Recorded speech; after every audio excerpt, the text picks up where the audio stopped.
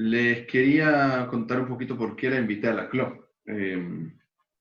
Porque en todo caso, como más que presentarla a la CLO, quería presentar nuestro vínculo con la CLO. Cosa que va a ser difícil hacer en unos minutos, pero intentaré.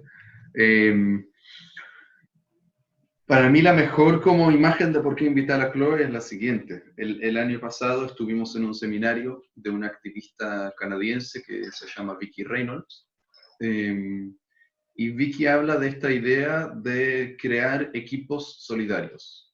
Equipos solidarios. La idea de tener claro con qué personas contamos en el mundo, estén cerca o no, para, como estas personas, ella dice que sabemos que irían con nosotros a la luna si hace falta y que nos acompañarían en las vicisitudes y en las dificultades y en las incertidumbres de lo que muchas veces suponen estos trabajos, y en este equipo solidario que puede hacerle frente a equipos hostiles, en sentido de estas voces como más hostiles que nos pueden a veces invadir.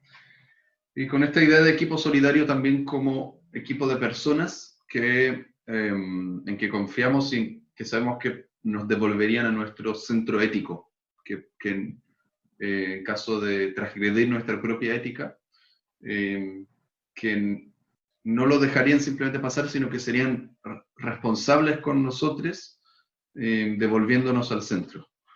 Y a mí me pasó algo muy bonito, que mientras la escuchaba a la Vicki hablar del equipo solidario, se me vino la imagen de la CLO. Se me vino así muy claramente la imagen de la CLO como alguien con quien yo he experimentado todo esto.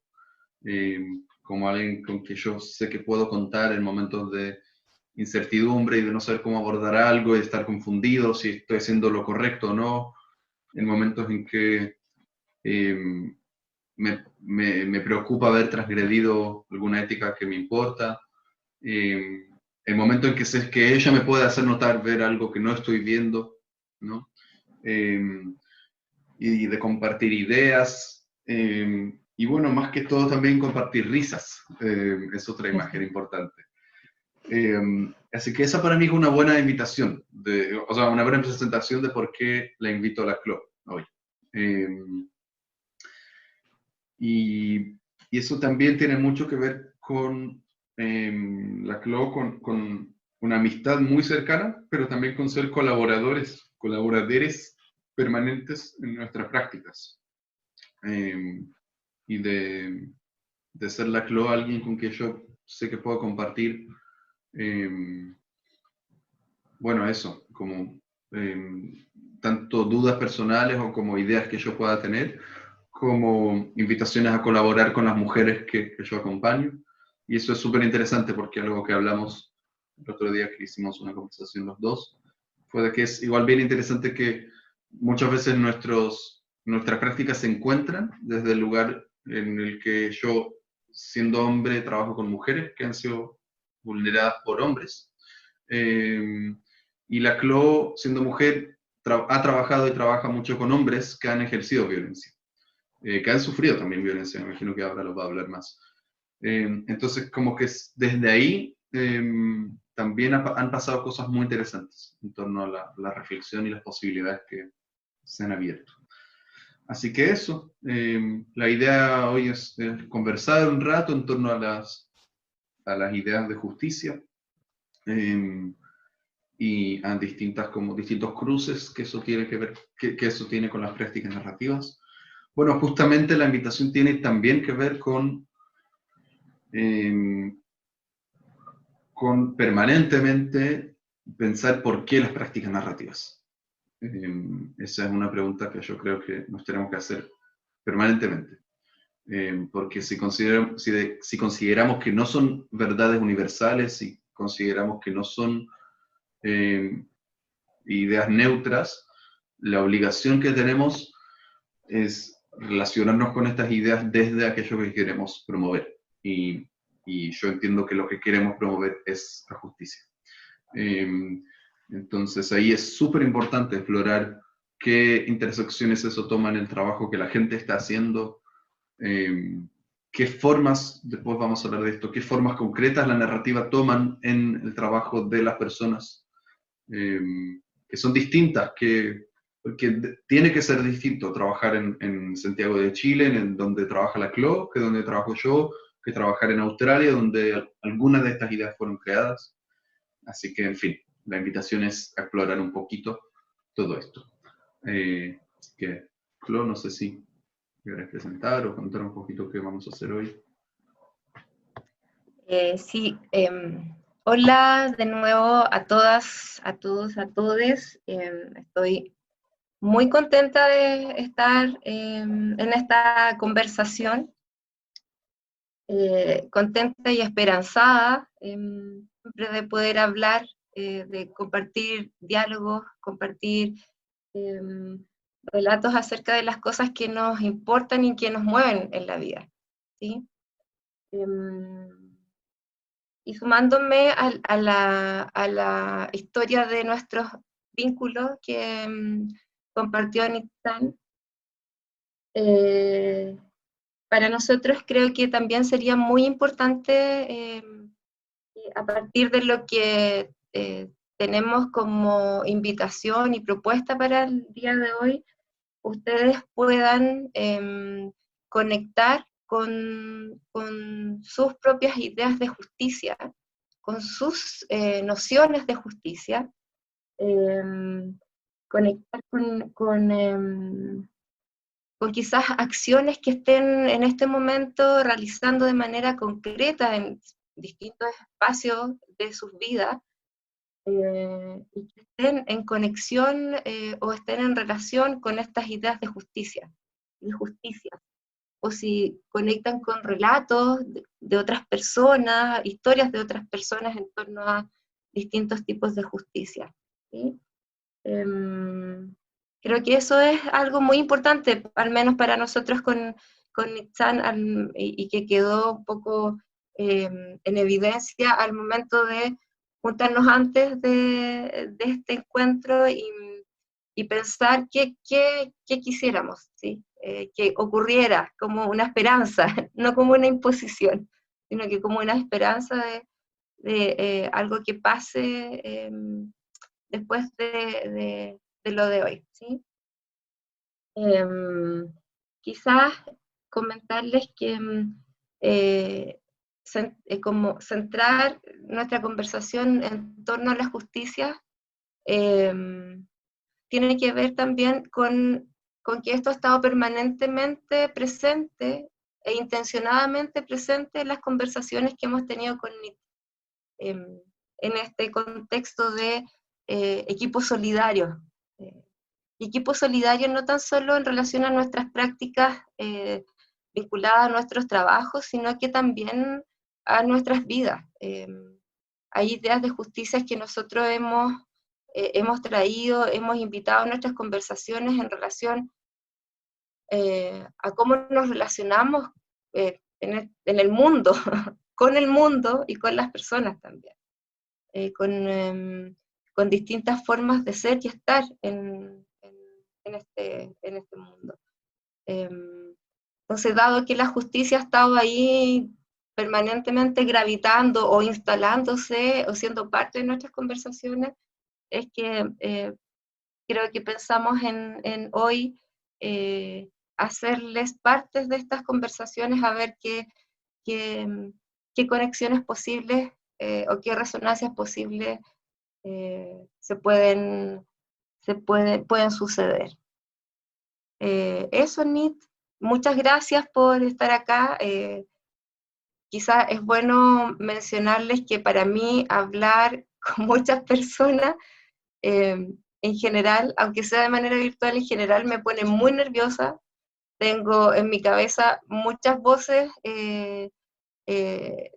acerca de insegurizarme, ridiculizarme, pero esto es un acto de justicia también, el poder hablarles, conversar con ustedes a partir, o sea, independientes de estas voces que están ahí presentes, y que tienen que ver también con,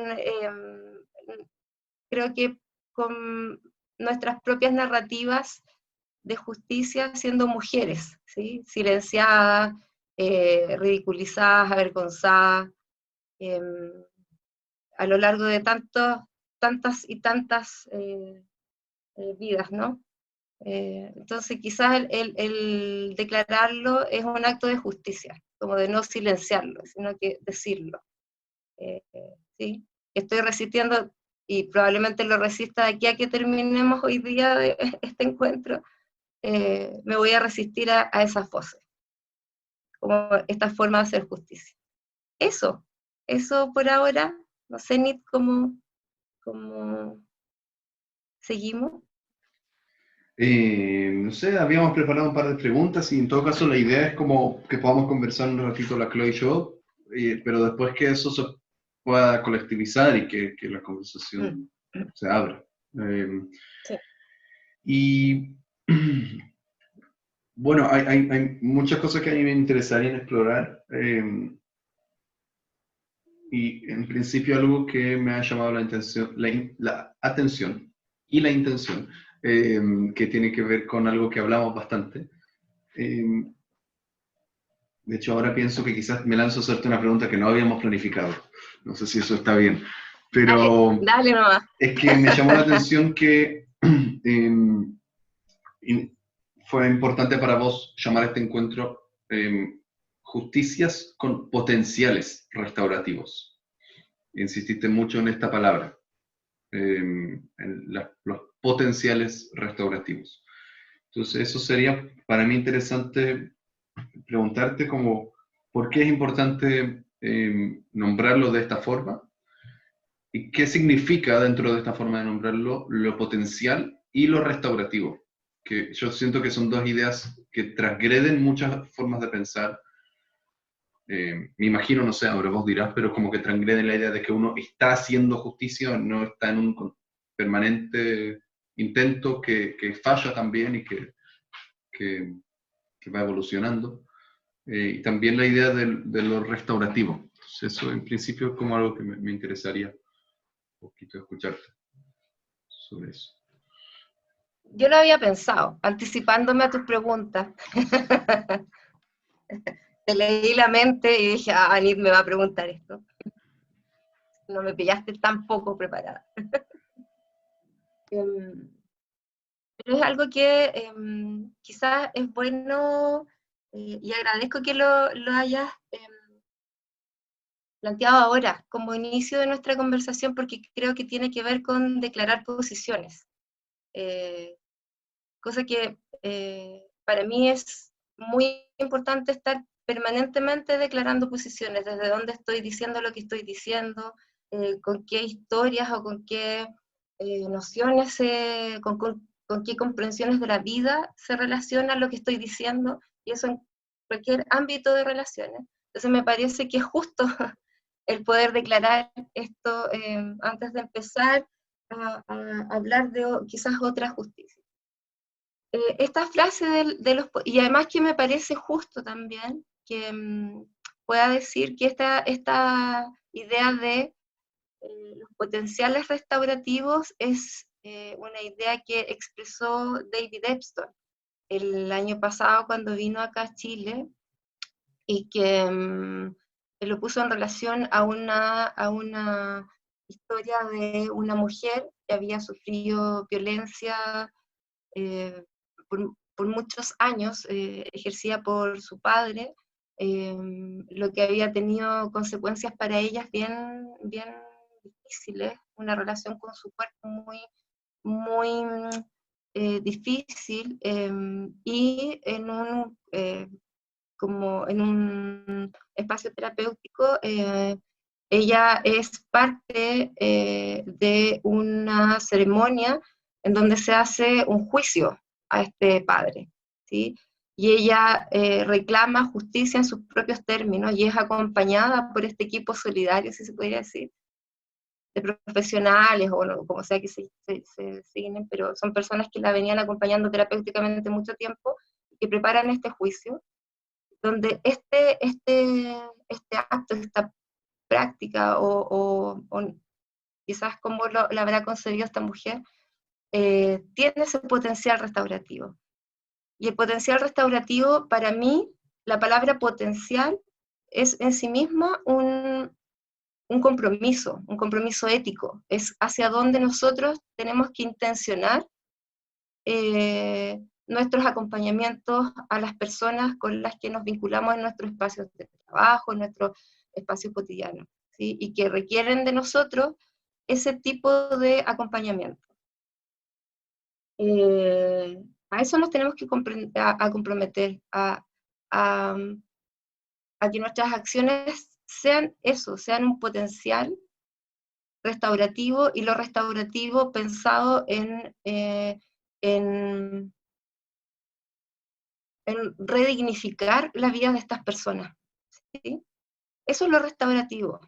El poder restablecer, no sé qué palabra pudiera dar cuenta, pero es el redignificar, el conectar a las personas con sus dignidades, con sus concepciones de dignidad, con sus formas de vivir en términos de dignidad.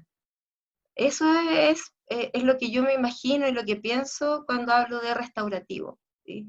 No lo pienso como algo dañado que nosotros como expertos en algo tenemos la facultad de reparar a las personas, sino que más bien es como se resiste a eso. Es nosotros desde un compromiso ético, de una postura ética y política, acompañando a las personas a redignificarse. Y el redignificar tiene que ver con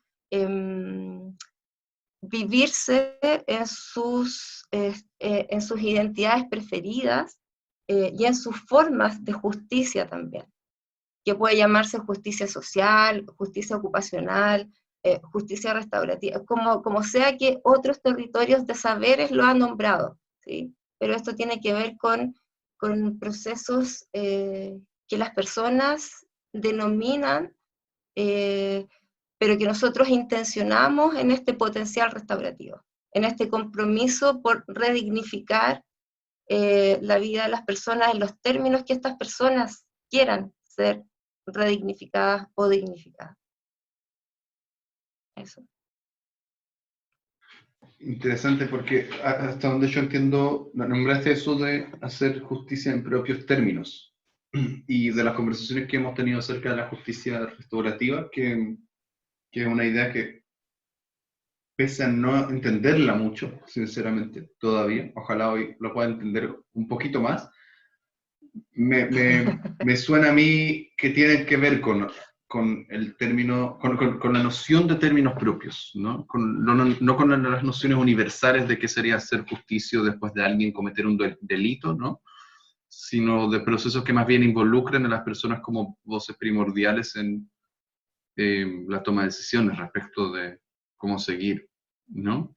El otro día escuché una entrevista con una mamá en un canal que circuló ahí en Facebook, en un canal de televisión, creo que fue TN, en Argentina, que suele tener un contenido súper hegemónico en su forma, y el periodista entrevistaba a una mamá acerca del asesinato de su hija, y como que quería sacar esa noción de venganza de la mamá, como que fue claramente su intención entrevistarla en torno a cómo vengaría, qué le parece que hay que hacerle, así. Y fue muy interesante, ahí te pensé, no te lo comenté, pero porque las respuestas de la mamá fueron muy distintas. O sea, es como, ¿para cuántos años de cárcel lo mandarías? Dice, no, solo si le enseñan a hacer electricidad o algo así, como que pueda seguir adelante después. Tenía respuestas muy interesantes en torno a desafiar estas nociones de castigo y también entiendo yo, de individualización de problemáticas sociales en ciertos cuerpos, aunque se trate de violencias muy graves, no es por quitarle la gravedad, ¿no? No sé si podés hablar un poco en torno a eso, sería interesante escucharte. Sí, pero quizás ¿Comparto pantalla? quisiera, sí, porque me importa mucho compartirles, y en esta práctica de declarar posición, antes de seguir hablando de justicia, el poder mencionarles que mis ideas de justicia tienen una historia que surge o exactamente. Ellos son los responsables de mis ideas de justicia y necesito traerlos acá y presentárselos porque nada de estas conversaciones serían posibles sin ellos, sin que ellos hayan estado en mi vida. Ellos son mis abuelos por parte de mamá. Él es Orestes y mi abuela Rosalía.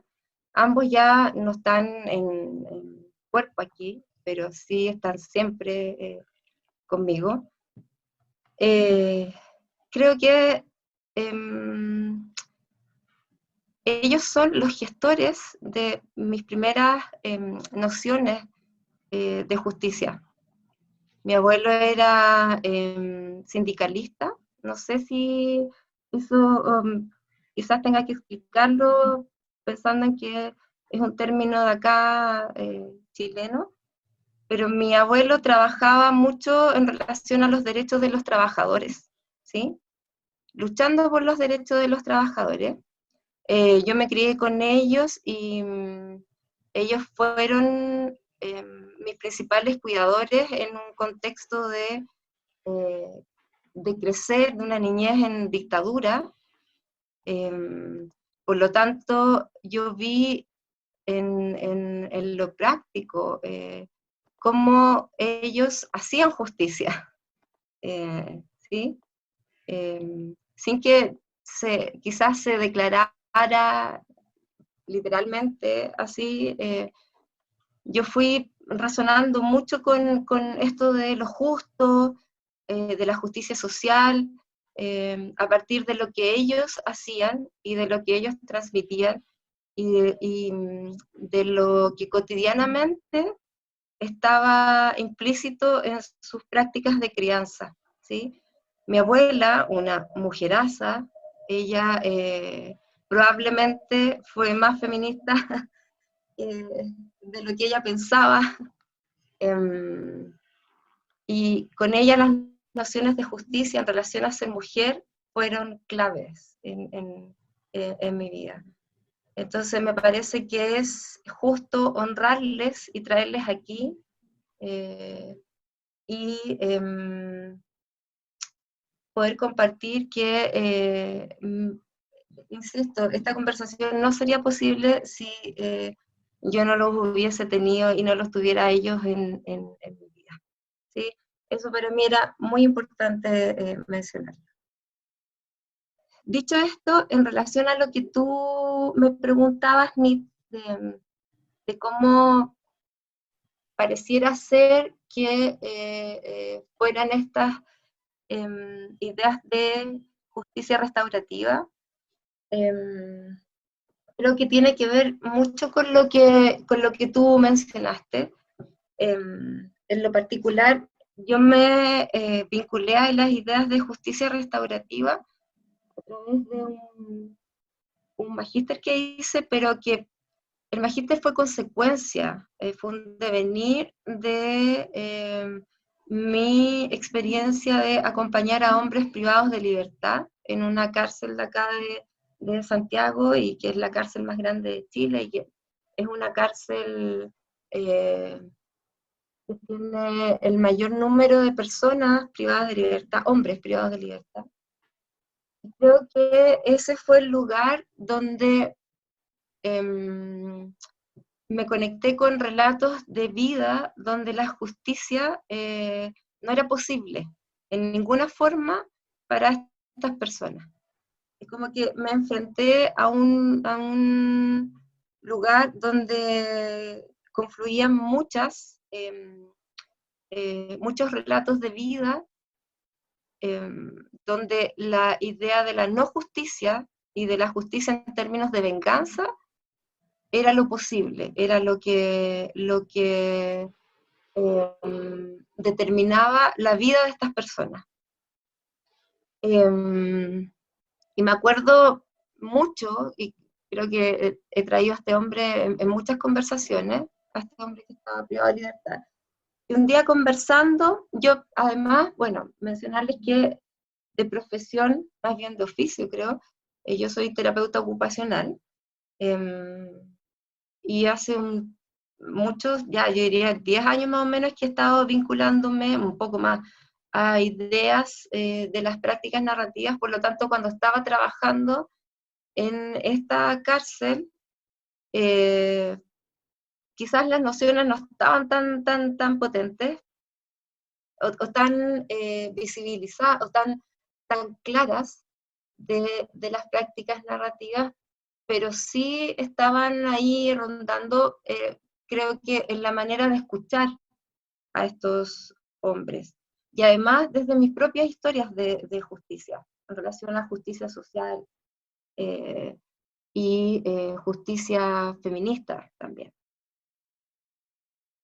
He escuchado el relato de estos hombres y hubo uno que me llamó mucho la atención. Él me contaba que se dedicaba al asalto a mano armada, con uso de armas de fuego, y que en general él asaltaba a mujeres, porque son quienes le representaban menos riesgo, ¿sí? Menos riesgo para su integridad y menos riesgo también para, en relación a ser detenido, ¿sí? Porque las mujeres en ese tiempo no denunciaban tanto los delitos también. Entonces, en algún momento, bueno, en mi vida yo he sido asaltada muchas veces y de muchas formas, golpeada incluso. Entonces, algo me pasó que desde donde escuché, pensé que era importante poder hablar de esa experiencia, compartir mi experiencia desde el otro lado, ¿sí? De este lado que es de víctima. Y digo víctima como comillas porque la utilización de la palabra víctima creo que es peligrosa a veces. Entonces, yo le comento a este hombre y le digo, pero usted cuando asalta con pistola, ¿tiene la idea de herir a las personas que asalta? ¿De dispararles? Y me dice, no, nunca he tenido esa intención de dispararles ni nada, es solo de atemorizar. Y yo le digo que es loco esto que estemos hablando, porque a mí me han asaltado, si usted me permite contarle, le dije, a mí me han asaltado varias veces y con pistola también. Y las veces que me han asaltado con pistola, nunca he pensado que ese hombre no tiene la intención de dañarme más. Siempre pienso que ese daño, ese potencial de daño es tremendamente real, que mi vida está en peligro en ese momento, y que lo material ya pasa a otro nivel. En ese momento siento que me puedo morir, que ese hombre me puede matar.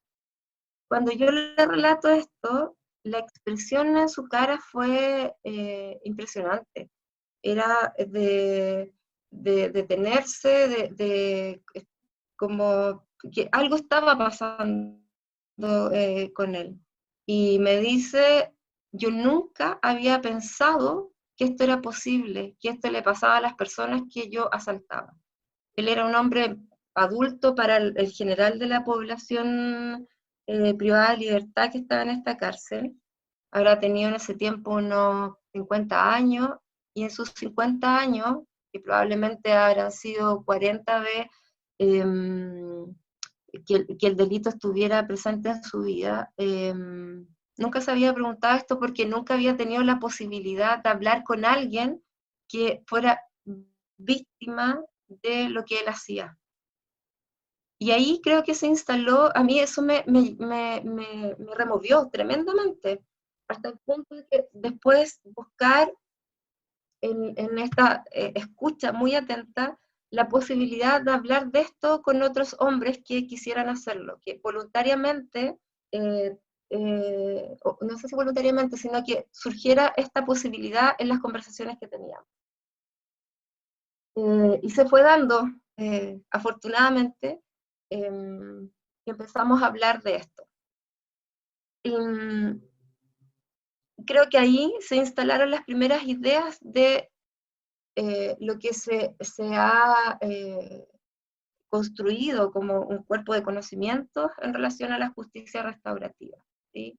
Como esta posibilidad de encuentro entre dos personas que por el ejercicio del delito esa relación fue dañada, y el poder dialogar tiene el potencial de restaurar esa relación, siempre que esto sea algo que las personas quieran hacer, y que quieran hacer sus valores, desde sus compromisos con la vida. No es algo que se puede obligar, ni imponer, ni institucionalizar tampoco, porque lo pienso institucionalizar así como una práctica institucional que obligue a las personas a generar acciones restaurativas. No, no es posible eso, sino que eso se tiene que dar en un espacio de encuentro consensuado y acordado. Y además, si pudiera ser como una relación, porque esto, claro, yo lo sitúo en mi trabajo con personas que están privadas de libertad, o personas que han ejercido violencia, y un nivel de violencia que es constitutivo de delito, porque son ciertas acciones las que se determinan socialmente como delitos, y delitos condenables y asociados a una pena. Probablemente hay muchas otras que no, y que tienen un efecto de daño tremendo también. Y ahí eso me empezó a surgir como una inquietud de tener que indagar más acerca de estas formas de justicia, de esta no justicia que involucra a las personas que son consideradas delincuentes, y que son privadas de libertad por lo que han hecho. Esta forma de justicia en forma de venganza, de castigo, pero cuando estas formas de justicia se oyen desde el relato de estas personas, era súper distinto, y tenía otras potencialidades esos relatos, ¿sí?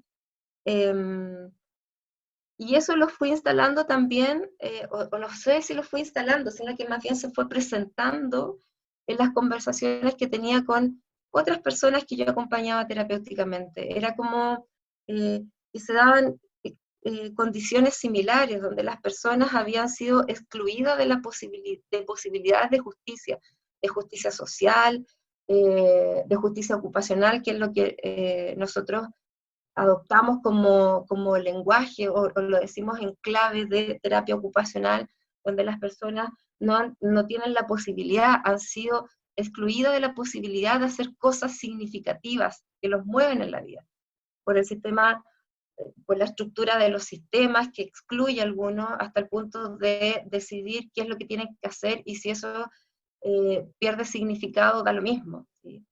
Entonces, estas formas de justicias, para algunos y para otros no, se fue instalando con mayor fuerza en mis prácticas terapéuticas. Y lo restaurativo fue teniendo una forma más clara en relación al mundo de los sistemas de justicia, de las normas, de las leyes, pero también en lo cotidiano, ¿sí? Y sobre todo pienso lo patente que se ha hecho en el último tiempo, considerando que acá en Chile, pero no es exclusivo acá de Chile nomás, sino que de muchas partes, este levantamiento que han hecho las personas, exigiendo justicia, y exigiendo la restauración de su justicia, de su dignidad, ¿sí? De la dignidad en sus vidas. Entonces lo restaurativo tiene una historia, por supuesto, desde donde yo la estoy relatando y por eso declaro posición, pero también yo lo veo en distintas formas y en distintos lugares, este potencial restaurativo. No sé si respondí o me fui por otro lado, no sé, que a veces pasa. No, completamente, completamente. Tenía pensado hacerte un par de preguntas sobre esto y después sobre cómo las prácticas narrativas tienen que ver con esta intención. Me causa curiosidad preguntarte en esta posibilidad de generar encuentro que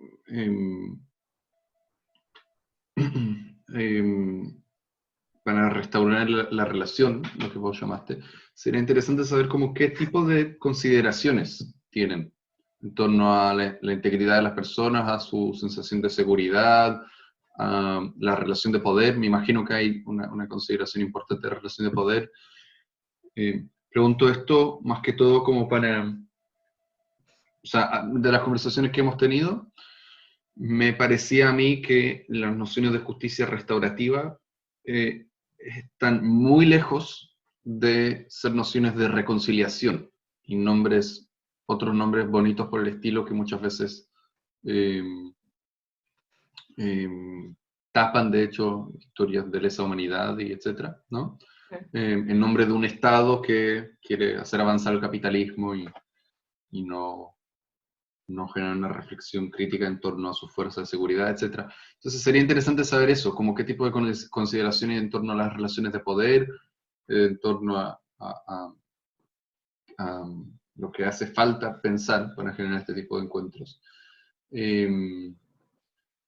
Y también, bueno, decir que me suena a mí que desde el trabajo que yo estoy haciendo, eso suena que abre muchas posibilidades. Que si yo tuviera la posibilidad de trabajar más con hombres que ejercen violencia, por ejemplo, me suena a mí que socialmente puede ser mucho más potente generar un viaje, una migración identitaria de estos hombres, por ejemplo, respecto a las acciones que han hecho, de manera que también puedan ser referencias para otros hombres, para hacer un viaje de, por ejemplo, abrazar otra ética de la ternura, del cuidado, alejarse de formas masculinas dominantes, de la dominación de ese.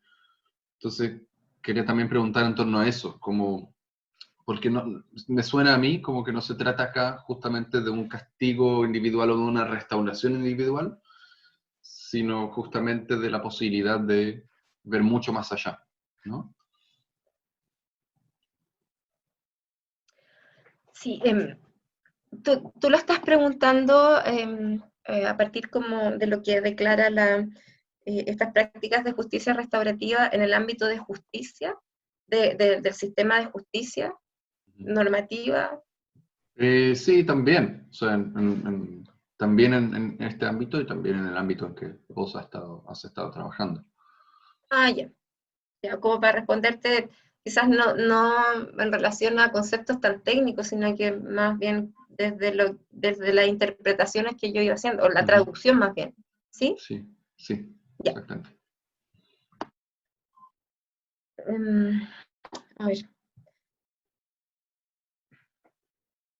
Quizás también sea bueno mencionar, para poder explicar esta traducción posible, o estas traducciones posibles que puedan hacer, es que las prácticas de justicia restaurativa en el ámbito de justicia, en el ámbito jurídico, se piensan que tienen un potencial restaurativo cuando no ocurren en un proceso de juicio, sino que es previo a un proceso de juicio, ¿sí? Como de un proceso de enjuiciamiento.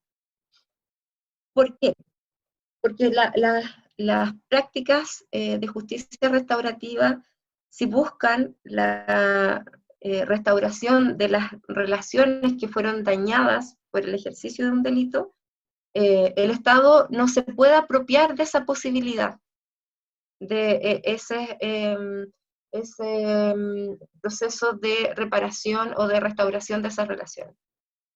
Porque cuando el Estado se apropia de esos conflictos que se llaman en términos jurídicos, esos conflictos penales, deja a la víctima, totalmente fuera, invisibilizada, porque asume el Estado esta comprensión del daño causado y no le pregunta a la víctima qué piensa ella de cómo fue dañada o esta persona fue dañada, ni cómo quiere ser reparada o cómo quiere ser, cómo es su idea de que se haga justicia, sino que el Estado se apropia de esa posibilidad y el juicio termina en un hacer justicia castigando y encerrando, sin posibilidad de encuentro de estas dos personas, ofensor y víctima, se llama en lenguaje jurídico. Si eso lo tuviéramos que llevar a esta lectura de las relaciones de poder, el Estado asume todo el poder ahí. Y no hay posibilidad de encuentro ni de otra forma de comprensión de lo que ahí sucede que no sea la de un delito. Y ahí se cierra todo, ¿sí? El Estado no da posibilidad de posicionar a nadie más en estas decisiones. Nadie más. El Estado con sus representantes del sistema judicial toma esto y resuelve, ¿sí? Es como que tomara algo que ocurre en términos de relaciones humanas, lo interpreta, no sé si escuchan bien todos o se escuchan medio entrecortados porque Gabriela dice que anda mal, ¿no? Ya. Es como que el Estado no permite o no tiene una noción de relaciones humanas en esta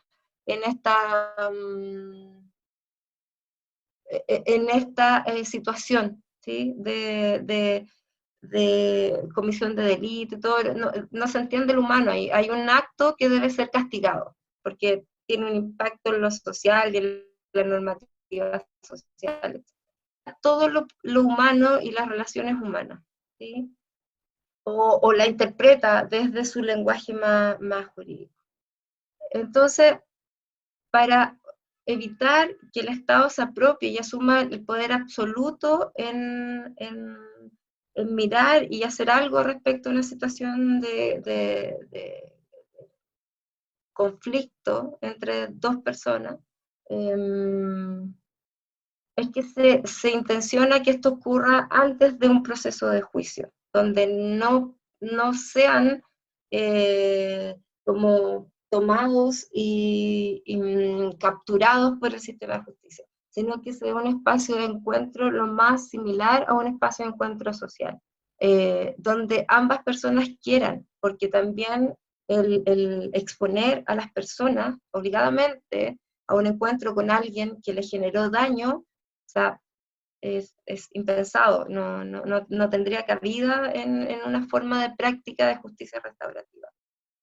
Entonces tiene que ser algo que las personas intencionen y que probablemente tienen que ver, o sea, una posibilidad para ellas que tengan mucha relación con otras nociones acerca de las relaciones en sus vidas.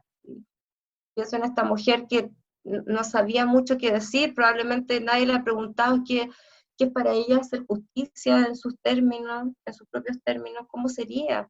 Capaz que no quiera que el cabro vaya preso, o sí, no sé, etc.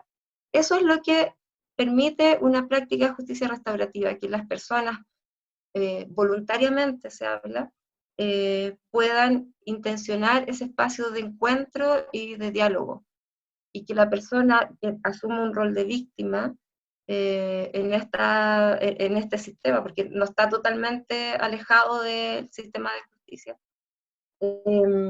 pueda decir qué es lo que le pasó, cómo quiere ser reparada, pero en sus propios términos de justicia, que no sean vengativos, ¿sí? Y para resguardar eso, probablemente la voluntariedad es la respuesta a algo que estas personas vienen entendiendo hace mucho tiempo, una respuesta frente al daño, estoy pensando, ¿sí? El no buscar la venganza, buscar otras formas de encontrarse con estas personas que le causaron daño. Y de parte de él, del que ejerció esta acción de daño, o ejerció este daño sobre otra persona, lo que se piensa es una práctica como de rendición de cuentas, ¿sí? De una responsabilización que sea sentida, que sea intencionada por esta persona que generó este daño. Y para eso ambas personas son acompañadas hasta mucho antes de este encuentro y pueden desistir de este encuentro si no quieren. Jamás se les va a obligar a ninguno de los dos, porque además se entiende a estas dos personas que están en relación a un conflicto que significó daño para una de estas dos personas, están siendo entendidas como personas con derechos, y el derecho a no querer participar de este encuentro está siempre presente, ¿sí? Eso es lo ideal, ¿sí? A veces ocurre, a veces no. Pero lo que pasa en eso es conectar a las personas con compromisos que vienen dando ahí vuelta o han estado presentes por mucho tiempo ya, y que les permite este encuentro y de mirarse como dos personas, ¿sí? Que ¿Yo se encontraron por... ¿Mm? puedo hacer una consulta? Sí, Porque no sé si es que me perdí en una parte, me resulta súper interesante, pero no termino como de entender si es una práctica que la pudieron llevar a cabo o es algo que, digamos, que fueron pensando y que se va a llevar a cabo. ¿Se entiende? sí. Porque Por mi parte, yo creo que esto he podido ser testiga, pero en esto que me preguntaba Nit, que era en otros espacios quizás. Yo no trabajo en justicia, yo trabajo con personas que han sido condenadas, ¿sí? sí, Entonces, no he sido parte de estas prácticas de justicia restaurativa tomadas por el sistema de justicia. Pero sí te puedo responder desde lo que yo he ido viendo o he ido tomando de lo que declaran estas prácticas y ponerlas en relación a los hombres con los que yo trabajo, que tiene que ver con estas prácticas de rendición de cuentas, donde las intenciones de responsabilización son conversadas y son entendidas en un marco de acompañamiento terapéutico. Yo no hago responsable a estos hombres del daño que causaron, pero sí estamos todo el tiempo intencionando nuestras conversaciones en relación a mirar esto que pasó y asumir una postura de responsabilizarse y poder reparar en cierta forma el daño que pudieron causar no tan solo en otros identificados como víctimas o en otras identificadas como víctimas, sino que también en relación a ellos mismos, ¿sí? Eso es lo que yo he podido hacer desde mis propias prácticas, ¿sí? Tomando esto que se ha dicho desde las prácticas de justicia restaurativa asociadas a un ámbito más jurídico, yo lo he ido tomando y lo he ido instalando en mis prácticas con estos hombres, por ejemplo. ¿Sí? gracias. Gracias a ti. Justamente en relación a eso van mis últimas preguntas, antes de que podamos quizás abrir más la charla, si hay más gente que quiere preguntar o no sé si dividirlo en grupos y veremos. Me interesaría mucho saber qué lugar dentro de tus prácticas y qué lugar dentro de estas intenciones ocupan las prácticas narrativas, o cómo las prácticas narrativas más bien se ven en tus prácticas, como qué formas locales, qué se ven distintas en tu forma de relacionarte con estos hombres, por ejemplo, o también desde otros lugares en que estás trabajando. Pero sería muy interesante saber eso, porque yo siempre tengo la imagen, hablamos de que en tu historia las prácticas narrativas se suman a muchas otras ideas y a muchas otras prácticas. Entonces, muy interesante saber qué formas toman estas, qué formas toman en tu contexto, como éticas de las que hablamos tantas veces e ideas que hablamos tantas veces, como de que la persona nunca es el problema, cómo eso toma cuerpo en el trabajo con hombres que han ejercido violencia, por ejemplo, etcétera. No sé si quieres contar un poco acerca de eso.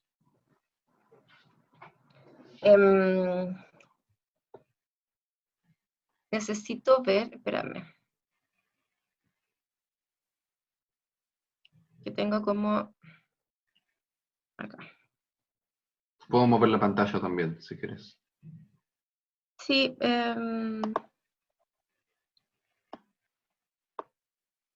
muchas de estas ideas están escritas ahí desde donde dice terapia narrativa. Si puedes buscar.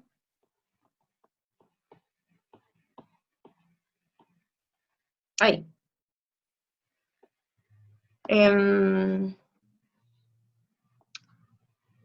Creo que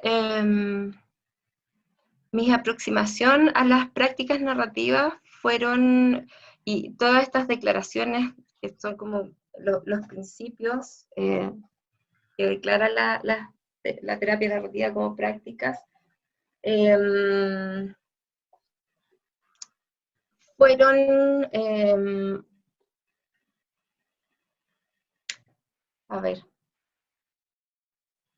fueron encontrándose con mis nociones de justicia, ¿sí? Cuando desde muy chica me empecé a preguntar qué era lo justo y quiénes eran dignos de justicia, pensando en crecer en una época de dictadura, recuerdo que no me hacía mucho sentido los discursos de justicia en ese momento desde el aparato que gobernaba en esos tiempos, ¿sí? Como que se mostraba que el enjuiciamiento o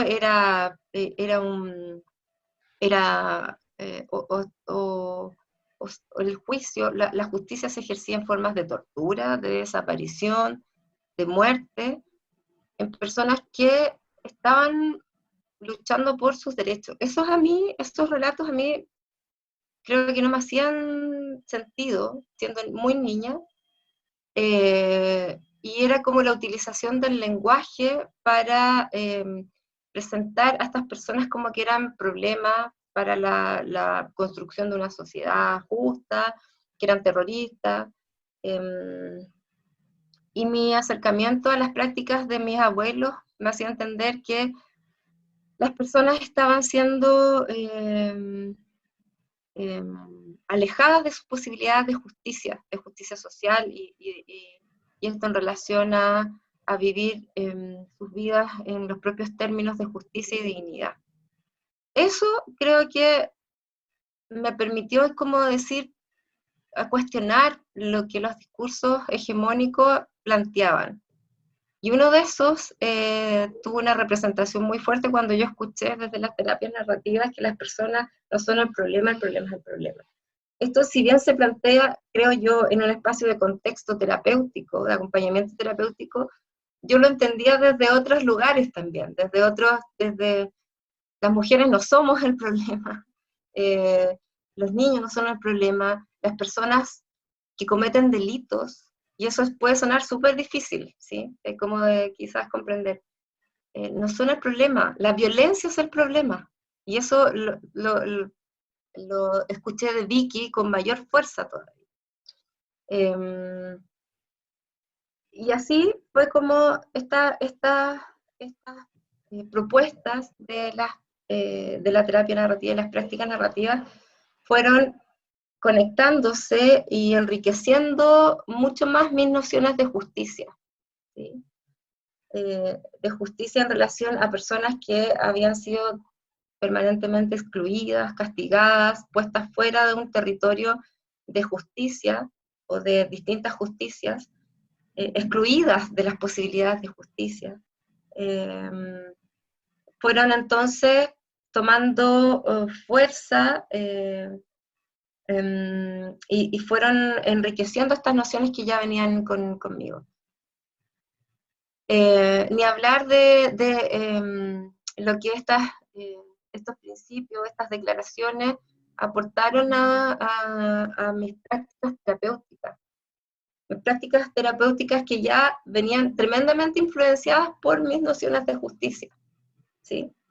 Fue como que me permitió entender que los relatos de las personas posibilitan otras formas de entendimiento, otras comprensiones de vida, ¿sí? Por ejemplo, me acuerdo de lo que aparece aquí, que las personas somos multihistoriadas. Me acuerdo de estar trabajando con un hombre también privado de libertad, y que estábamos hablando de lo preocupado que estaba por su hijo que estaba viviendo con su abuela. Estaba muy angustiado porque la mamá de su hijo la habían matado unos narcos, y le preocupaba mucho saber cómo estaba su hijo viviendo esto. Su hijo tenía en ese tiempo como 8 o 10 años. Y él empieza a armar una serie de acciones, de generar posibilidades de cuidado de su hijo, estar permanentemente en contacto. O sea, empieza a hablar de él como papá, y yo pensando todavía que estos hombres que estaban privados de libertad no eran más que delincuentes, y empiezo a escuchar este relato. Esta posibilidad de escuchar desde otros lugares creo que permitió que pudiéramos hablar acerca de lo que para él significaba ser padre, ¿sí? Y de su historia de haber sido hijo también, y cómo a pesar de esta historia de haber sido un hijo abandonado, golpeado, él vivió en situación de calle desde muy chico, tenía estas comprensiones acerca de cómo ser papá y de cuidar a su hijo. Y yo decía, acá hay muchas otras historias que no tienen que ver con el delito.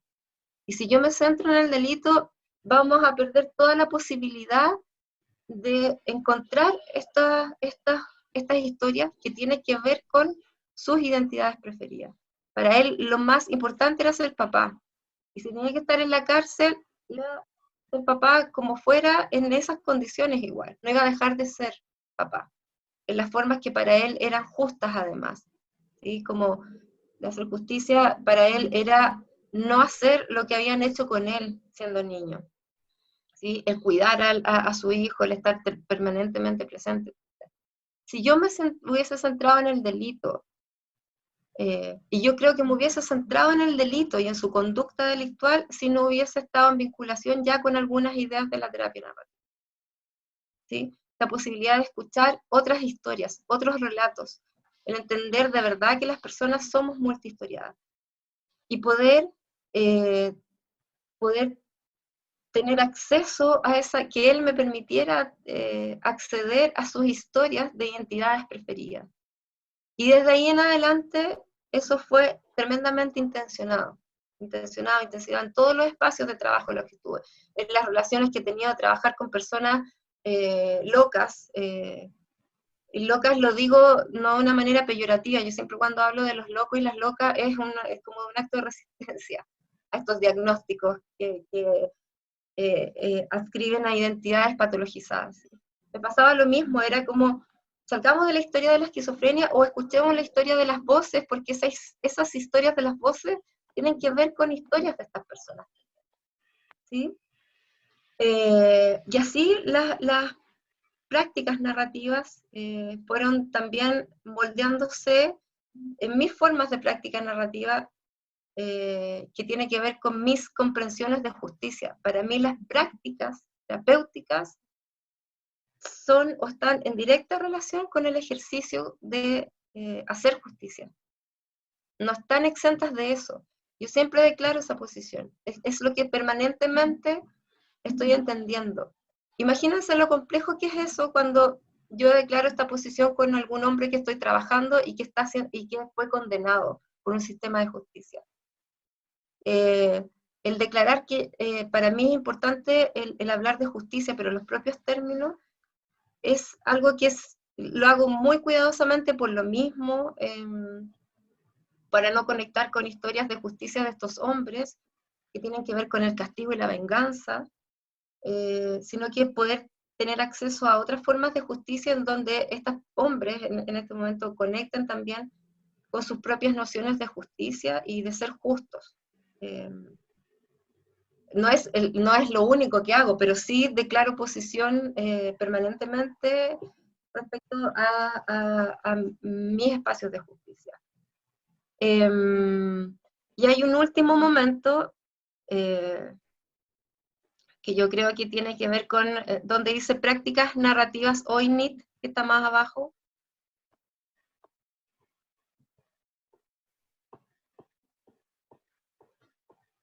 Ahí. Estas son las prácticas narrativas que están presentes en mi vida hoy, que no tienen que ver tan solo con mi trabajo como terapeuta ocupacional acompañando a hombres que están condenados en un formato de libertad vigilada, además. Sino que tiene que ver también cómo me posiciono frente a todo lo que pasa cotidianamente, frente a lo que está pasando, particularmente en Chile, hace mucho rato, pero que sí se hizo colectivo, fue una denuncia colectiva a partir del 18 de octubre del año pasado. Estas son las formas que han ido tomando mis prácticas de justicia, enriquecidas con las prácticas narrativas, ¿sí? Desde ahí surge esta idea del potencial restaurativo, con el potencial de dignificar que puede tener el hacer justicia. No el de venganza ni de castigar, sino que el de dignificar. Como el feminismo también, el ejercicio colectivo del feminismo ha tenido un potencial restaurativo en la vida de tantas mujeres hoy en día. Estoy participando de un grupo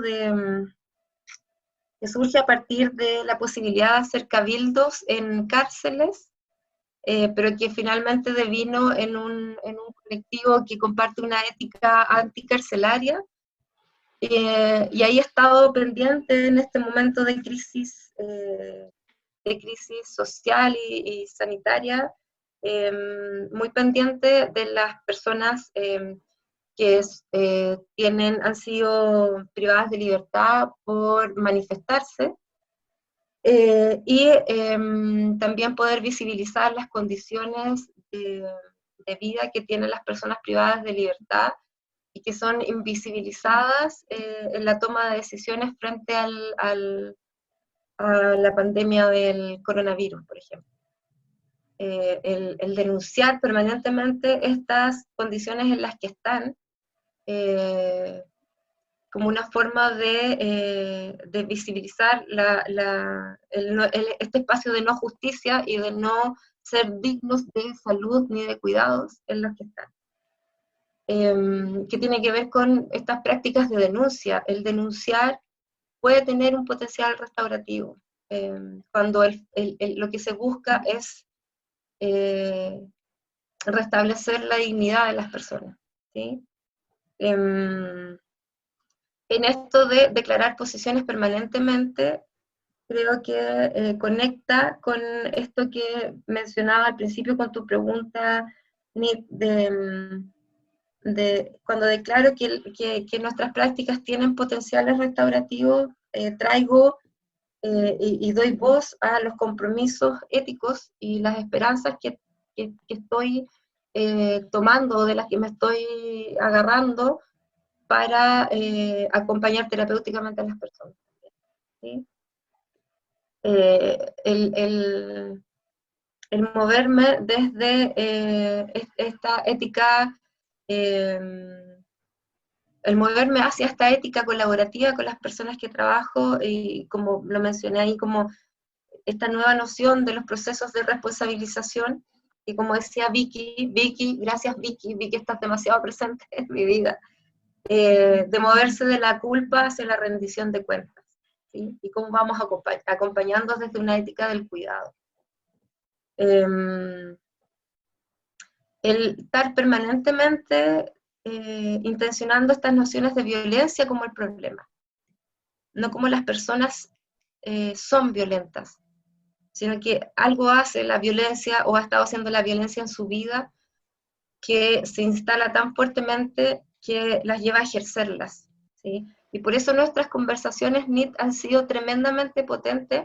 Yo, NIT, si me permites compartirlo, el otro día cuando estábamos pensando en esta conversación, hablábamos de, esto era muy loco y muy bueno también, de nuestros espacios de trabajo y este equipo colaborativo, solidario, el que nos habíamos convertido, porque cuando yo estoy trabajando con hombres que han ejercido violencia hacia otras personas, hacia otras mujeres, estoy trayendo todo el tiempo el relato de las mujeres que a las que ha acompañado NIT. Entonces estoy trayéndolas aquí también, y me imagino qué les gustaría saber a ellas, qué sería importante para ellas el poder entender de este ejercicio de violencia que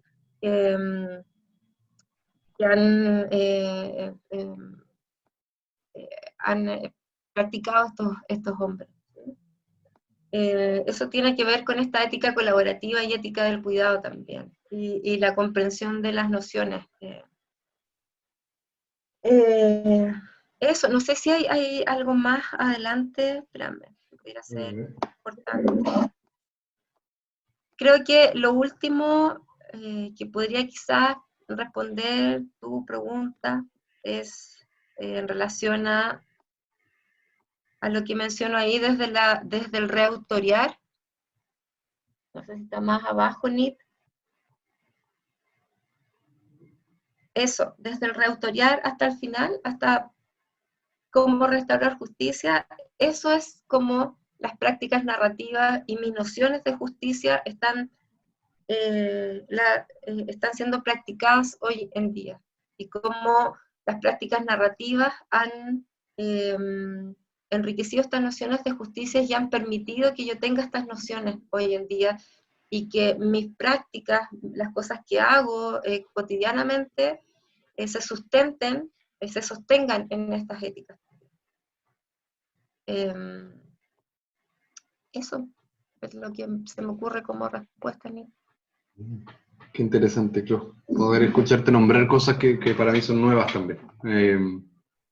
O sea, pienso como que es importante poder nombrar lo que hacemos. Todo eso no porque seamos perfectos, nadie acá está, no por no decir muchas veces justicia, que estemos por fuera del ejercicio del abuso, por ejemplo, de las relaciones abusivas del poder, o etcétera, ¿no? Sino es como un marco justamente desde el cual podemos también, me parece a mí, remirar nuestras acciones con más detalle.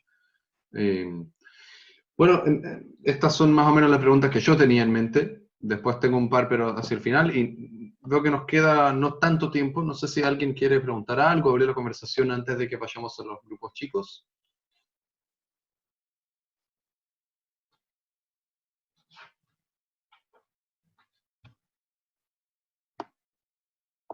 Creo que se pueden habilitar los micrófonos directamente. Si alguien quiere hacer un comentario o alguna pregunta o lo que sea.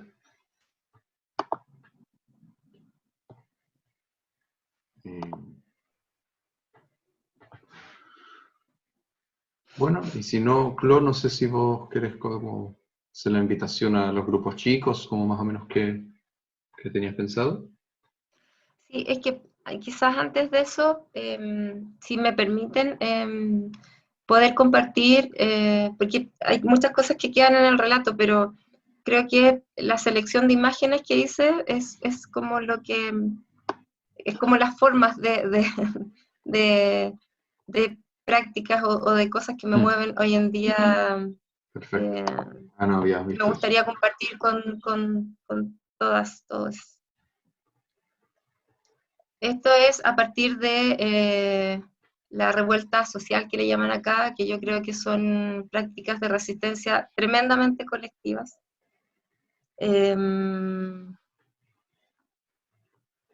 Ahí, Ariadna, te respondo al tiro. Donde las mujeres privadas de libertad, por ser mujeres y por estar privadas de libertad, fueron tremendamente invisibilizadas. Incluso, a propósito de lo que dices tú, declarar justicia no significa que estemos excluyendo a otras personas o que estemos haciendo todo en términos de justicia social, ¿sí? Al principio, igual las mujeres y los hombres privados de libertad quedaron fuera de la representación o presentación de demandas sociales. Esto fue intencionado desde otros colectivos. Entonces surgen estas peticiones como una denuncia de que no estaban siendo visibilizadas y que había que pensar en estas personas también. Era como que se ejercía una nueva exclusión de estas personas, incluso cuando se estaba demandando justicia social, ¿sí? Eso, sigue nomás, Nit, viendo las imágenes. Eso fue, estuve ahí con Nit, en una conmemoración que se hace todos los 8 de todos los meses, conmemorando a 81 hombres privados de libertad que murieron en un incendio en una cárcel acá, y que es una forma de hacer justicia siempre, permanentemente. Y en lo práctico, todos los 8 de todos los meses se hace esta conmemoración donde se juntan familiares de estas personas, pero donde cada vez se han ido sumando más colectivos y personas interesadas, que de verdad les interesan las personas privadas de libertad. Y se hace un barrotazo que se llama, que es golpear las rejas de esta cárcel por un muy buen rato, porque era lo que hacían estos hombres pidiendo ayuda para que los sacaran mientras estaban muriendo por el incendio. Entonces es una forma de conmemorarlo todos los 8, ¿sí? Y este fue un 8 de diciembre además en un contexto de demanda de justicia social. Entonces tenía otro sentir, era súper impactante. Esto a propósito de la dignidad, Segundo, se me fue. una plaza que acá se llamaba Plaza Italia, y que ahora se llama Plaza Dignidad, y que ha sido tremendamente resistida por los aparatos gubernamentales y de control y policías, pero vuelve a renombrarse y a reinstalarse el concepto de dignidad, de recuperación de dignidad en este espacio urbano, que es bastante representativo de lo que ha pasado en el último tiempo acá. Y hay una que también es del 8M, que esto de históricas, bueno, eso es hacer justicia o pedir justicia. El declarar que el Estado chileno ha vulnerado la dignidad de las personas, la vida de las personas, y lo que se declara ahí es una denuncia, y que también es una forma de hacer justicia colectiva, de denunciar que aquí y en otros lugares Carabineros disparó a los ojos de su propio pueblo. Y eso en relación a dignidad. Yo pienso en eso cuando estoy hablando de la denuncia como un potencial restaurativo de restaurar dignidad, el denunciar esto. Y la última es del 8M, que es de históricas. Eso encuentro que es así, es como de reivindicación de nuestros derechos históricos y que somos históricas en nuestras formas de hacer justicia y de demandar justicia. Eso como imágenes. Lo que me pregunta Ariadna es esto de la culpa hacia la rendición de cuentas.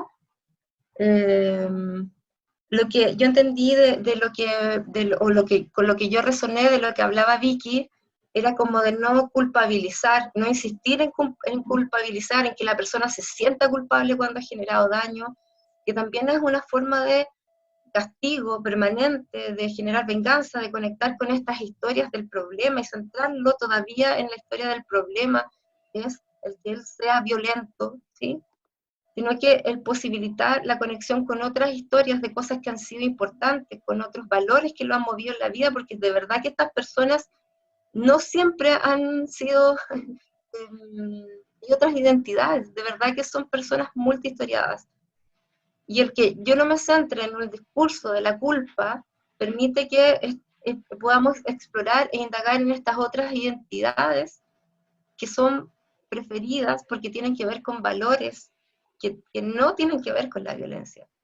Probablemente estas personas fueron también personas a las que, o en las que se ejerció violencia mucho tiempo, pero que igual estuvieron respondiendo de otras formas.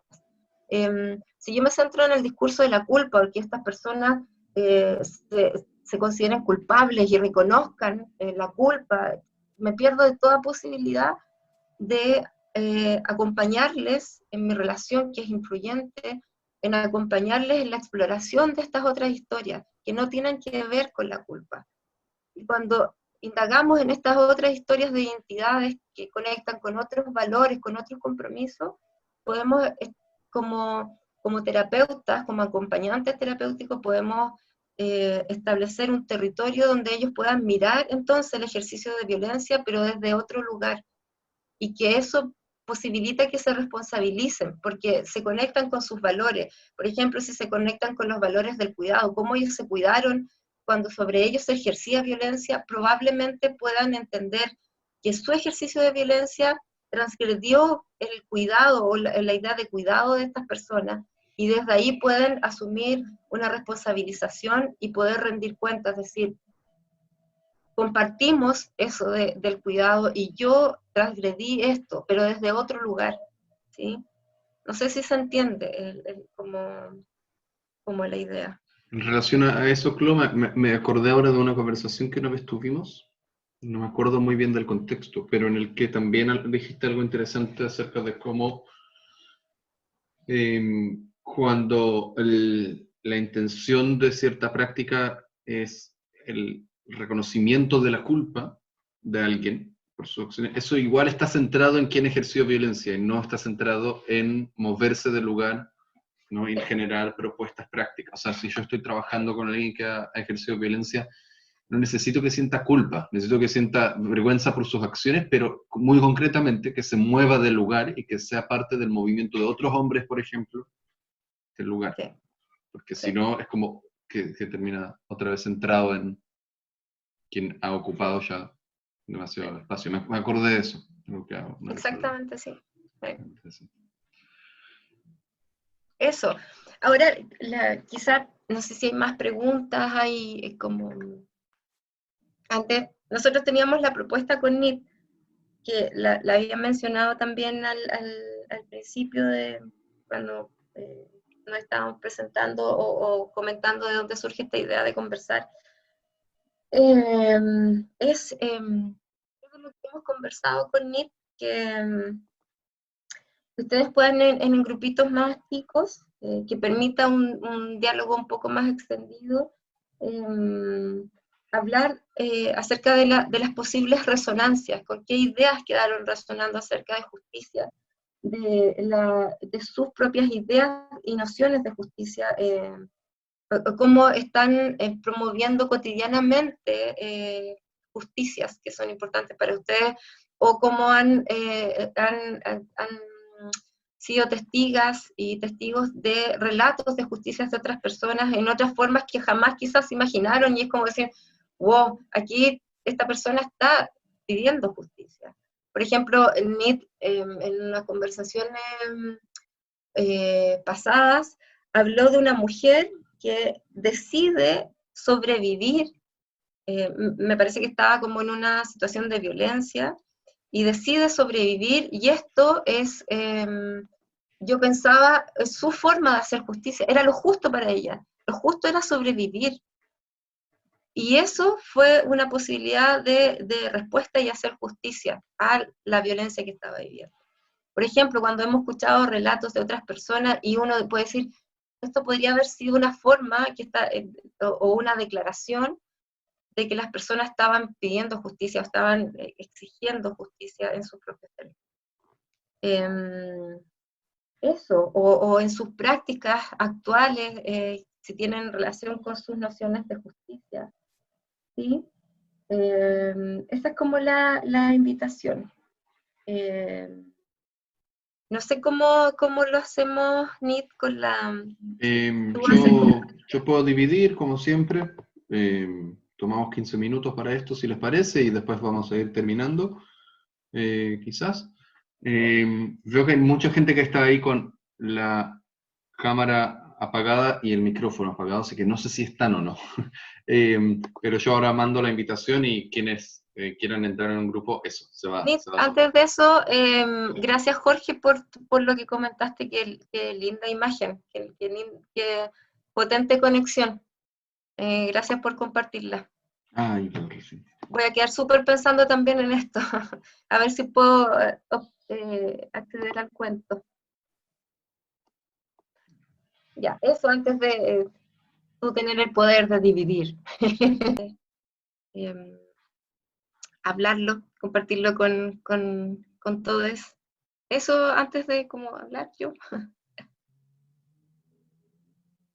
Así que si alguien quiere compartir o mencionar cosas que fueron importantes en las conversaciones, sería maravilloso.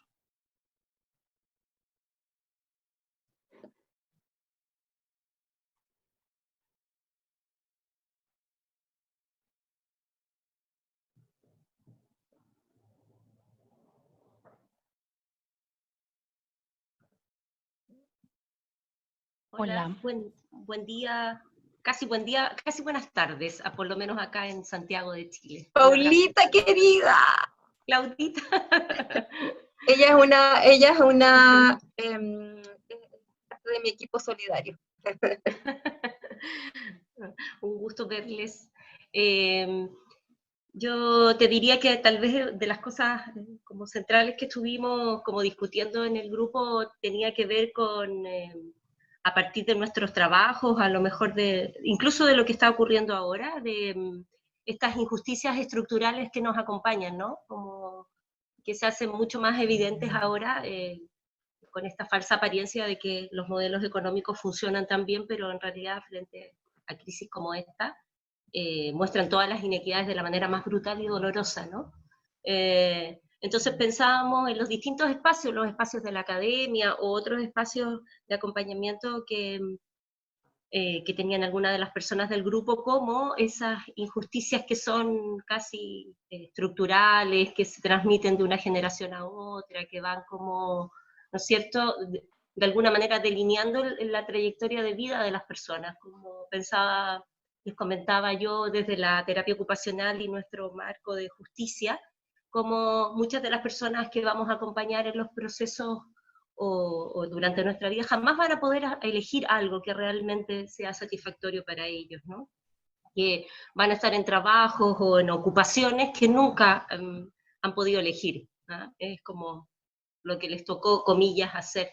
Y como eso indudablemente en términos del significado, de la dignidad o de poder sentir que uno realmente puede desarrollar un proyecto de vida está negado para muchas personas, desde que nacen. Entonces, claro, convivimos en nuestros trabajos con eso y con nuestras propias historias en que también la injusticia puede haber estado presente, ¿no? Tal vez nosotros en algunos aspectos nos sentimos privilegiados o privilegiadas de poder trabajar en lo que nos gusta o tal vez hacer otras áreas de desarrollo, pero aún así no estamos exentos de las injusticias de nuestras propias vidas, ¿no? De nuestras propias historias. Así yo pienso que fue muy inspirador y profundo poder pensar en eso una vez más, digamos, que estamos en un momento donde la injusticia se evidencia de manera mucho más dramática. Eso. Y gracias por el espacio. Gracias, Claudita.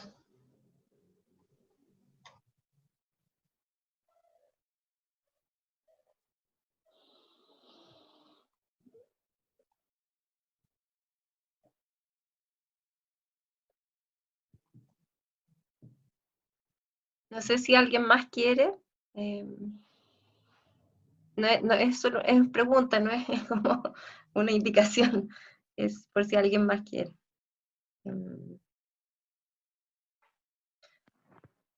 Quedé pensando en lo que comentaba Paulita, respecto de lo que está ocurriendo ahora y cómo hemos conectado o reconectado tan fuertemente con las nociones de justicia e injusticia. Hablando con distintas personas en el último tiempo, a partir de lo que acá se empezó a vivir desde el 18 de octubre del año pasado,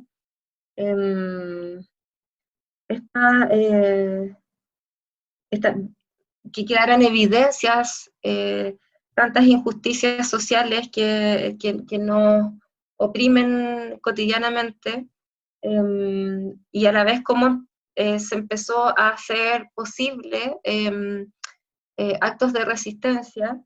En estos actos de resistencia, a lo menos me pasaba que muchos relatos daban cuenta de cómo era sentir la injusticia en el cuerpo, no como una idea, sino que era una sensación muy extraña de sentir la injusticia en el cuerpo, de una molestia distinta, de un dolor distinto, de algo, era una sensación, el sentimiento de injusticia en el cuerpo, como que aparecía también tremendamente, o estaba muy presente en las conversaciones que uno tenía cotidianamente con distintas personas. Y otras formas también de las memorias de injusticia y de justicia, que también emergían sobre todo en personas que habían vivido fuertemente la violencia de Estado en época de dictadura, como conectaban su cuerpo con esas historias de injusticia, de violencia. También conecté con eso, como de alguna forma con lo que planteaba Paulita, pero también con lo que hemos ido conversando con Nick. Y quizás como una última cosa a decir, donde yo hablaba de el peligro de esta historia de ser víctima. El riesgo que hay ahí no es desconocer las historias de dolor, o sea, uno tiene que tener cuidado de igual reconocer y honrar esas historias de dolor asociadas a esto de haber sido víctima de. Pero el peligro está en que esta sea la única identidad posible en las personas y que se sientan paralizadas o como que no han podido responder a estas prácticas de violencia que han sido ejercidas sobre ellas, ¿sí? La idea de víctima está asociada a estar paralizada, a no poder haber hecho nada, a necesitando permanentemente de que otro intervenga para poder hacer algo, y no es así.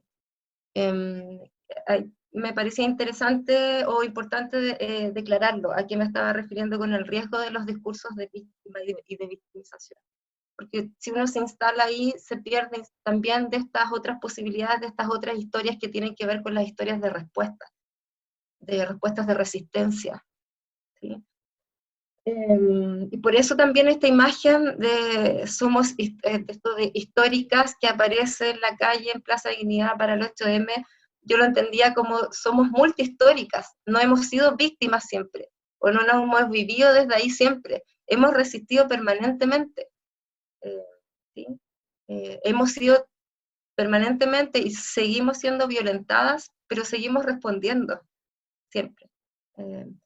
Con eso tiene que ver la idea, y que me interesaba que eso quedara también declarado. Cuando uno habla de justicias, puede vincularse a estos discursos de víctima, de victimización, de violencia.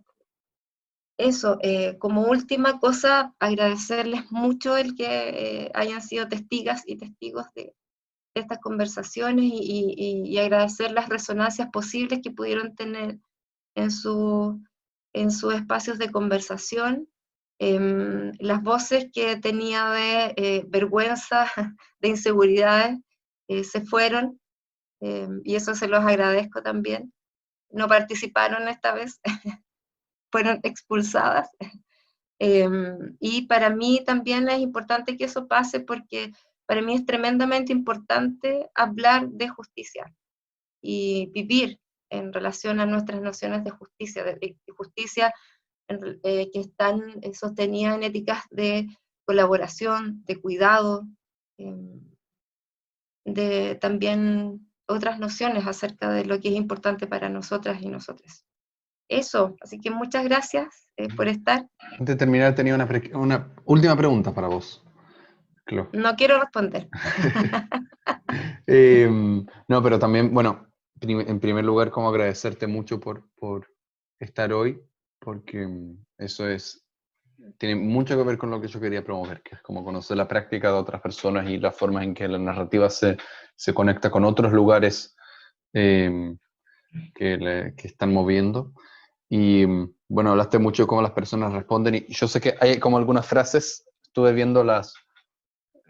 editando los videos de estos sábados, y que por suerte hay ciertas frases que se repiten. Como que las personas siempre responden, que las personas nunca son un problema, que las personas son multihistoriadas. Y escuchándote pensé en lo importante que es seguir y seguir repitiendo lo mismo, porque por lo menos en mi experiencia, una cosa es como decir, claro, sí entiendo esta idea, y otra cosa es empezar a ver qué consecuencias muy prácticas tienen, que eso ya es radicalmente distinto. Eso yo creo que es un entrenamiento, y parece que las personas que se sumen acá los sábados quieren estar en este entrenamiento. Que eso es genial, es muy esperanzador. Pero como tanto a nivel de procesos sociales, como procesos terapéuticos, como cualquier interacción, qué diferencia que hace ver a las personas no como el problema, qué diferencia que hace ver que las personas siempre responden. No sé, son cosas que a mí me fascinan. Después quería compartir que, bueno, a mí de las cosas que hablaste, hubo algo muy particular que me llamó la atención, que no es nuevo, pero no quería dejar de mencionarlo, y es cómo trajiste a tus abuelos. Porque eso lo haces de hecho en muchas conversaciones, y yo había conocido a tus abuelos de otras conversaciones con vos, pero pensé la importancia de esto, porque me parece a mí que en esta cultura de la experticia en el conocimiento, como que estamos invitados tantas veces a nombrar, a citar a Foucault, a citar a Butler, a citar a no sé quién, y mostrarnos súper como cultos en sus formulaciones teóricas, etc. Y eso es súper injusto, porque acá en nuestras prácticas no están solo les pensaderes académicos, aunque sea Michael White o David Epstein, acá están también, no sé, gente que nos ha movido a interesarnos en estas ideas, que muchas veces, no sé, la abuela o la vecina que tuvo una influencia muy particular, o algún profesor o un amigo, ¿no? Como que es importante honrar la multiplicidad de membresías en las que estamos. Así que eso me llama mucho la atención. Y antes de terminar, solo quería preguntarte, bueno, o más bien como si podés contar un poquito, me imagino que hay gente acá que quiere seguir en contacto con estas ideas.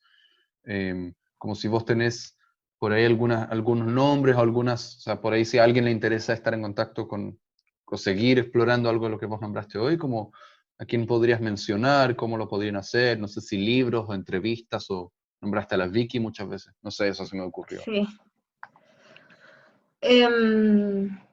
A ver, me surgen dos cosas cuando te escucho. Una, que interesante podría ser el continuar estas conversaciones, más que dar como datos solamente, que creo que para algunas personas igual es importante, pero también declarar que quieren continuar con estas conversaciones, porque a veces como que uno se pierde el contexto de los intereses cuando solo da referencias bibliográficas, por así decirlo, ¿sí? A mí me da mucha curiosidad saber desde dónde surgen los intereses, por qué las personas se interesan por lo que se interesan. Entonces, también doy esa posibilidad, si alguien quiere saber desde dónde están o cuáles son estos otros miembros y miembros que están ahí acompañando en esta construcción de nociones de justicia, bienvenida sea la posibilidad de conversar. Primero que todo, me importa que eso se declare. ¿Y quiénes se me ocurren o quiénes con quienes yo he estado dialogando acerca de esto. Bueno, Vicki Reynolds, yo no sé tanto de las formas de acceder al conocimiento de ella, y ella tiene, creo que, textos escritos en inglés, ¿sí? Quizás poder mencionarla, o la voy a escribir por si la pueden buscar. Creo que, dime si así se escribe o no, Nit, lo voy a poner en el chat. ¿Sí? Em, Hay un video, es verdad, la mayoría, claro, se escribe Vicky con I, ya. así. Creo que hay una charla de ella que Pranas Chile Sí. tradujo y subtituló. Así que, Sí, sí, está en la página de Pranas, claro. de Pranas Chile, sí, es verdad. Y bueno, Boaventura de Sousa Santos me acompaña, así, es mi pastor. Em, em, John Rawls también, acerca de sus nociones de justicia. Él tiene un libro que está en la web que se llama Teoría de Justicia. Que eso yo lo conecté con las ideas de justicia ocupacional, de hecho. Eh, No sé si se escribe así, pero ahí voy escribiendo los nombres. sí. Esos son los que se me vienen ahora a la cabeza. Perfecto. Eso. Y de justicia restaurativa hay harto también en la web, por si les interesan. Hay, lo que sí, como sugerencia, como prácticas restaurativas que quizás entran más en relación con los principios y prácticas narrativas, son las que se originan en Australia y Nueva Zelanda, ¿sí? Así que cuando busquen y encuentren prácticas restaurativas o de justicia restaurativa, si son de Australia o Nueva Zelanda, esas son más con las que yo he estado más en relación, y además dialogan muy bien con las éticas propuestas por las prácticas narrativas. Me imagino que hay, por Eso, ejemplo, Rob Hall, Alan Jenkins también, ¿no? sí. Sí, y ahí quizás ellos sirven mucho como para nociones de rendición de cuentas, de las prácticas de rendición de cuentas. ¿Lo escribo, te parece? Sí, por favor.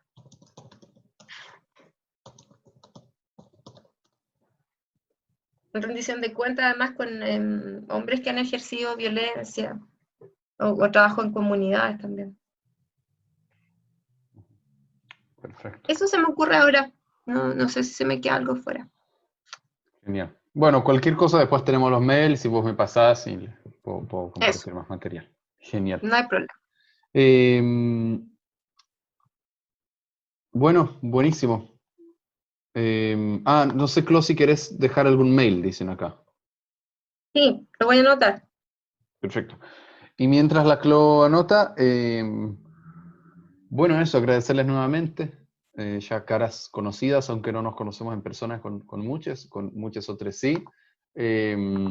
Así que un poco el formato que yo estoy pensando para las próximas semanas es este. Bueno, la semana que viene estará Fernando Stivala del Frente de Artistas del Borda y del movimiento desmanicomializador en Buenos Aires, que hacen un trabajo súper interesante y que puntualmente son parte de una cátedra en la Facultad de Psicología, que yo encuentro que es una cátedra que hace hace un trabajo muy desafiante de las formas estructuralistas en que se aprende y se piensa en esta facultad, así que un poco lo voy a entrevistar acerca de estas ideas. Después es muy probable que empecemos con alguna iniciativa compartida con Pranas Chile, con Ítalo y Carolina, Ítalo La Torre y Carolina Letelier de Pranas Chile y con Marielita Álvarez, con quien dimos acá el primer encuentro. Estamos pensando por ahí alguna iniciativa compartida, quizás por otros medios. Vamos a ver, yo les voy a ir informando por el mail, si les parece, a todas las personas que se inscribieron, así están al tanto. Así que en el transcurso de la semana estaré invitando al sábado que viene y después veremos qué sigue. Así que bueno, eso. Muchísimas gracias. Muchísimas gracias. Gracias. Gracias. Consu, ¿estás por Gracias, ahí? Flo. Gracias a todas, a todos, a todos. Gracias. Abrazo grande. Abrazo. Chao, chao. Chao, chao. Gracias.